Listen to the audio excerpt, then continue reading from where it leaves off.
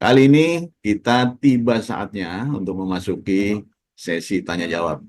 Dan Bapak Ibu kami telah mengakurasi pertanyaan-pertanyaan dari Bapak Ibu yang telah masuk di kolom Q&A Zoom dan juga di live chat YouTube.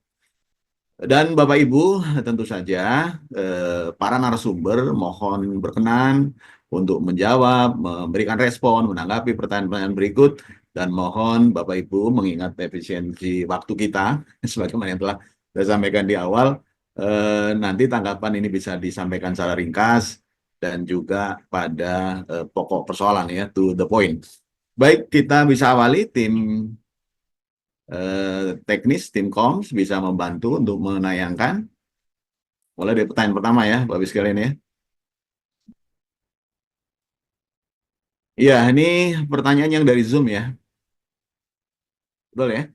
Ini sepertinya untuk Bu Ipma. Pertanyaannya, apakah boleh pengawas sekolah atau madrasah di Kemenak menggunakan nomenklatur pendamping madrasah, tidak menggunakan nomenklatur pendamping satuan pendidikan? Bu Ipma, apa bisa langsung dijawab saja supaya apa tidak nanti berkelanjutan pada pertanyaan-pertanyaan berikutnya? Bu Ipma, terima kasih masih bergabung. Terima kasih Bapak, terima kasih. Oke, silakan Bu Ipma, bisa langsung. Ya, baik. Jadi kalau untuk penggunaan nomenklatur, sebaiknya memang tetap saja kalau sesuai dengan teknis administrasi dan sebagainya tetap sesuai dengan yang ada di Permenpan.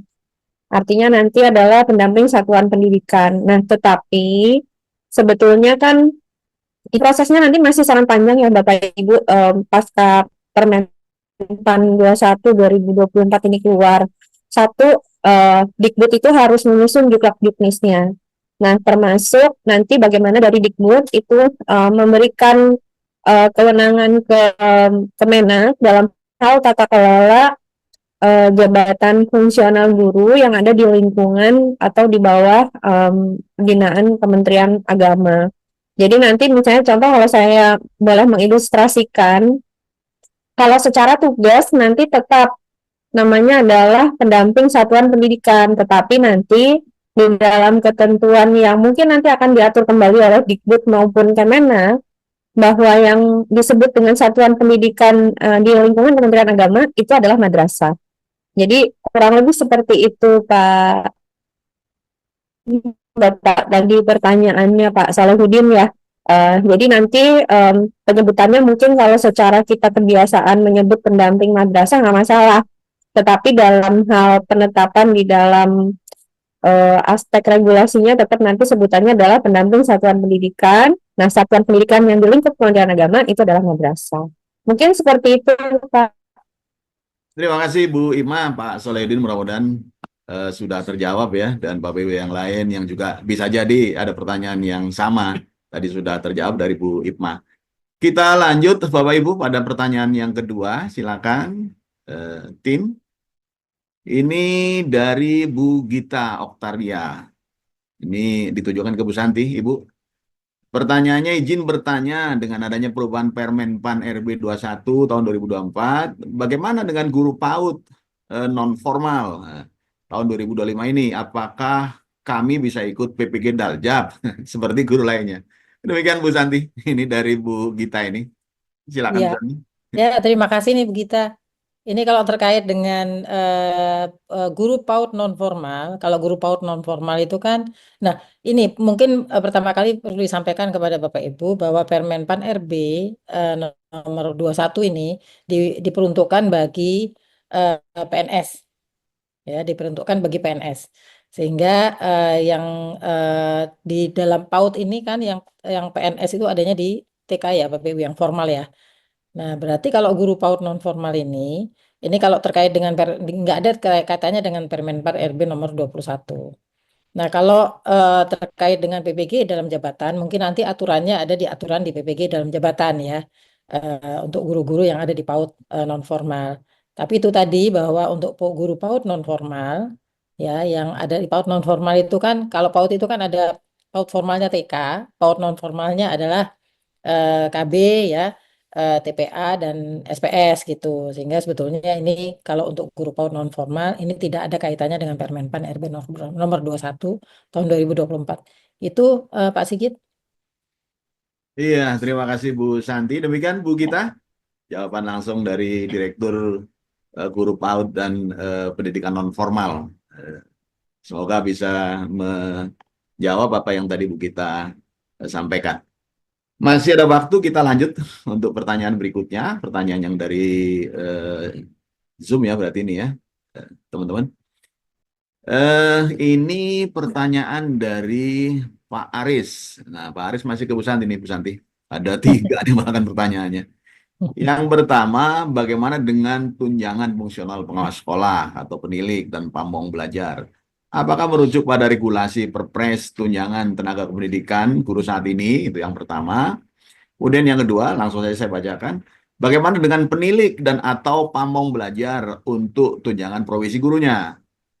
Kemudian yang ketiga, apakah harus melakukan uji kompetensi bagi pengawas sekolah dan pamong belajar untuk menduduki jabatan fungsional guru gitu ya, kurang lebihnya seperti itu.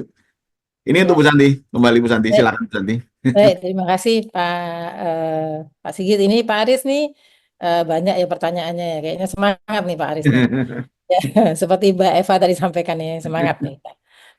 Untuk menyelesaikan regulasi ini, jadi harus memang perlu semangat ini kita. Nah, yang pertama Bapak Ibu, tunjangan fungsional tetap masih masih berlaku ya Bapak Ibu ya. Tunjangan kependidikan yang sekarang masih Bapak Ibu terima. Tadi kan sudah ada surat edarannya yang disampaikan.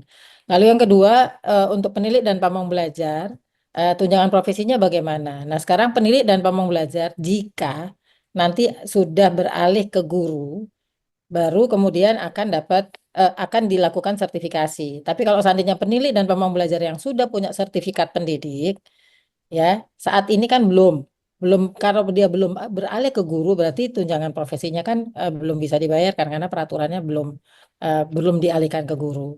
Itu jadi ini juga kadang-kadang kalau kita membaca pertanyaan ini, kadang-kadang ini arahnya kemana sih pertanyaannya ya gitu ya. Jadi paling tidak nih jawaban yang sementara ini adalah gimana terkait dengan tunjangan profesi gurunya bagi pamong dan penilik kalau dia sudah beralih ke guru, sudah dilakukan sertifikasi atau sertifikat pendidik sudah punya, baru bisa dapat tunjangan profesi guru gitu ya.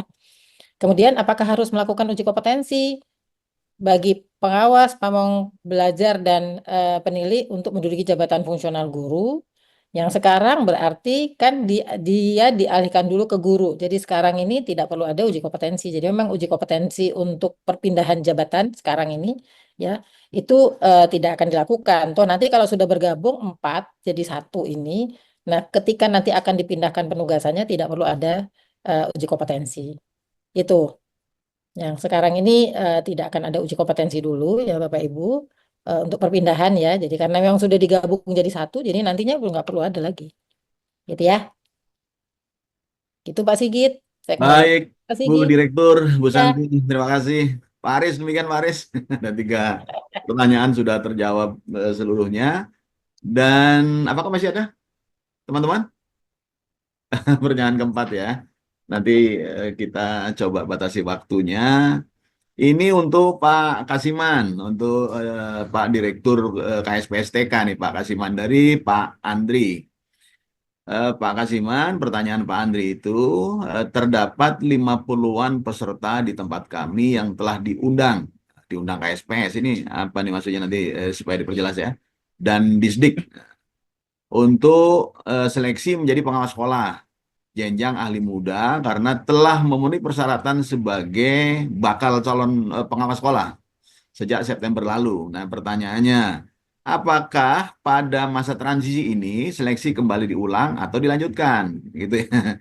Kemudian yang berikutnya, ini masih nggak kelihatan nih, bisa ya. Nah, yang kedua, pada masa transisi ini, apakah pengajuan proses yang terkait dengan Pertek ini harus menunggu juknis terbaru. Nah, itu Pak Kasiman. Ini Pak Kasiman juga sepertinya juga sering nyinggung-nyinggung tentang Pertek ini ya. Demikian, terima kasih dari Pak Andri. Monggo Pak Kasiman, silakan. Oke, terima kasih Pak Sigit, Pak Andri. Jadi Bapak Ibu, Saat ini kita belum ada juknis atau peraturan penugasan guru menjadi kepala sekolah, menjadi pengawas sekolah. Yang ada adalah jabatan fungsional pengawas sekolah. Jadi selagi belum ada petunjuk baru, maka yang lama masih bisa proses.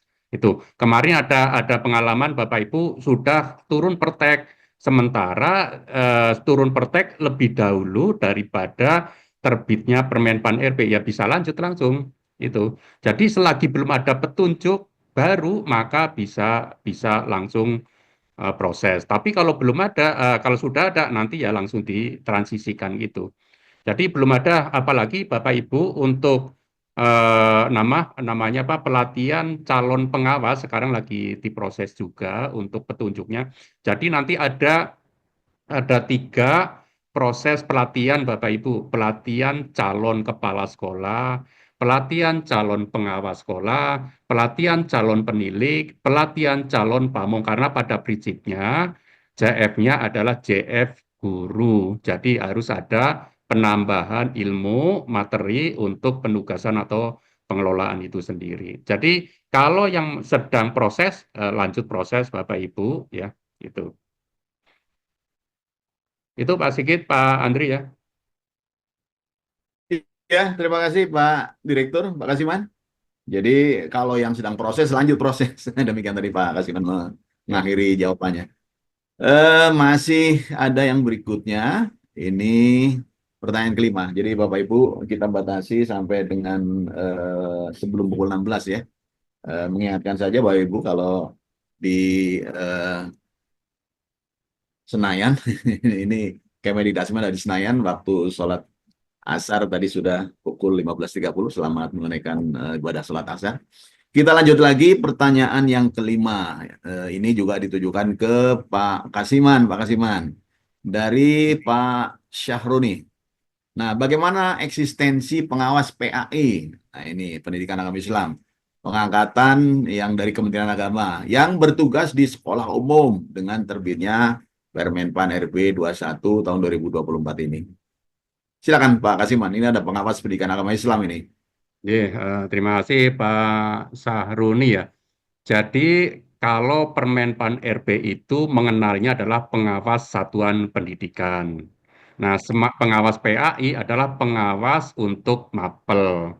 Jadi ini perlu pembahasan lebih lanjut, nanti juga dengan Menpan, apakah nanti pengawas PAI masih bisa diakomodir atau bagaimana. Tentu saja kita sebagai Kemendikdasmen, sebagai instansi pembina, kita rujukannya adalah Permenpan RB 21 tahun 2024. Nah, ini memang ada pembahasan lebih dalam lagi nanti Kemenak atau nanti Direktur PAI ya dengan Kemendikdasmen. Ini masih agak jauh karena kita petunjuk teknisnya belum ada, tapi mulai bisa juga ada pembahasan. Jadi pengawas PAI itu pengawas yang dari dinas diangkat ya, nanti tunjangannya oleh Kemenak. Nah, itu tidak masuk ke Simtendik. Jadi masuknya ke sistemnya sistem Kemenak. Jadi kalau ada pengawas-pengawas PAI Pak Kasiman, saya kok nggak masuk Simtendik? Nah, pada prinsipnya gini Bapak Ibu, pada prinsipnya seorang pengawas tidak mendapatkan 2 tunjangan. Kalau sudah dapat tunjangan di Kemenak, tidak dapat tunjangan di Kemendikbud. Nah, kalau mau masuk ke Kemendikbud, ya masuk ke Simtendik, artinya yang di sana dilepas. Itu kan kebanyakan Pak Asiman saya kok nggak dapat masuk Simtendik lah karena sistemnya berbeda gitu ya. Jadi dengan adanya ini maka akan ada pembahasan lebih lanjut. Saya kira itu Pak Sigit. Baik, terima kasih Pak Kasiman, Pak Saroni. Demikian Pak Saroni. Kita lanjut ya, masih ada 2 lagi pertanyaan. Silakan pertanyaan yang ke-6. Ini untuk Bu Eva. Bu Eva, Bu Eva pertanyaannya, ini satu lagi katanya pertanyaannya ini oleh Pak Reza ya, Mas Reza. Di tempat kami ada beberapa pengawas sekolah yang akan usul pangkat untuk menjadi untuk periode April 2025. dan Juni 2025. Apakah tetap diusulkan atau menunggu berubah menjadi guru dulu gitu atau sudah menjadi capung guru dulu? Nah, mungkin kurang lebihnya seperti itu. Silakan Bu Eva. Ya, terima kasih Pak. Tadi sebenarnya ini sudah diberikan penegasan gitu oleh Bapak Kasiman ya bahwasanya terus saat sekarang ini sepanjang belum ada juknisnya gitu ya, berarti silakan untuk berproses saja dulu gitu ya.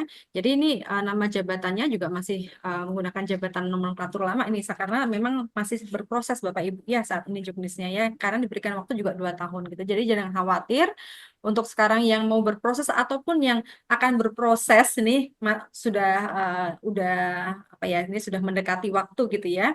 Nah, ini nanti jangan khawatir Bapak Ibu, ini kami selalu bersinergis nih ya antara Menpan, BKN maupun Kemendiknas, Kemendikbud ya, Kemendikdasmen ya untuk melakukan proses selanjutnya. Kita saat ini sedang mungkin untuk memikirkan bagaimana nih tindak lanjutnya sampai nanti sebelum 2 tahun ini ya. Jadi ada proses-proses gitu Bapak Ibu ya, yang ini akan segera kami tindak lanjuti. Bahkan nanti di sistem informasi ASN pun juga nanti akan kami sesuaikan. Jadi dari nanti bagaimana tata cara mekanismenya nanti tunggu saja Bapak Ibu gitu ya. Jadi untuk saat sekarang ini sepanjang, tadi kami ulangi lagi ya, sepanjang belum ada juknisnya, aturan pelaksanaan lebih teknis gitu ya, itu silahkan untuk diusulkan untuk kepangkatan, maupun yang tadi ya sudah masuk ke katakan presiden gitu ya di Setnek untuk yang pengawas sekolah ataupun penilik ahli utama, udah di Setnek silahkan berproses di sana. Nah ini karena memang ini suratnya kemarin dari Kemendikdasmen ini baru tanggal 15 Januari ya, jadi baru gitu ya. Kemarin memang sempat di hold gitu ya beberapa kasus gitu ya, sempat di hold karena memang rekan-rekan Setnek di sana belum tahu gitu ya. Nah sekarang ketika sudah ada surat itu gitu ya, nanti semoga sudah bisa berlanjut sampai nanti batas usia pensiun 65 tahun seperti itu. Jadi silahkan saja ya. Begitu Pak Reza. Demikian Pak Reza, terima kasih Bu Eva. Pertanyaan yang terakhir sekarang, yang ketujuh. Silakan. Sudah selesai? Oke, ternyata sudah habis pertanyaannya yang sudah di